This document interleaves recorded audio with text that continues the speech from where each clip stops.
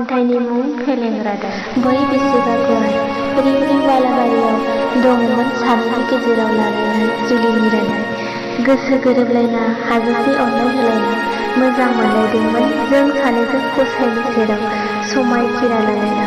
हास्थायदोंमोन आंबो नोंखौनो अराय समावनो मोनगोन होनना। हाजासे अननाय होबोदोंमोन नोंबो आंखौ फोथायना।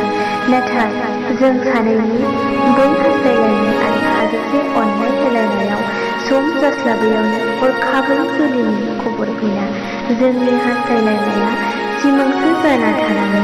आरो बे खबरखौ आं जेब्ला नोंनिसिम हरनायाव नोंनि अनसुलि बिमा आरो बिफाया आंखौ गले गले लेंहरसेयावबाबो आंनि आइ आरो आफानि राफोद हेंथानि थाखायनो गोसो दंमोनबाबो आं नोंनिसिम थांनो हायै जानानै गोसो दङमोन आंबो नोंजोंनो जुलि जाना अराय समावनो नोंनि अननायजोंनो थांनानै थानो होनना। नाथाय नखरनि गासैनिबो खोथाखौ बारनो हायैयाव नोंनि रादायखौ बसना गुबुनजों जुलि जाफैनो गोनां जानांबाय आं। आरो जों सानैनि गोबाव समनि गोथौ सोमोन्दोआबो बायलांनो गोनां जानांबाय। हायोब्ला नों आंखौ आंनि बे गोरोन्थिनि थाखाय क्षेमा खालामदो सना। खन्थाइया एसेनोसै।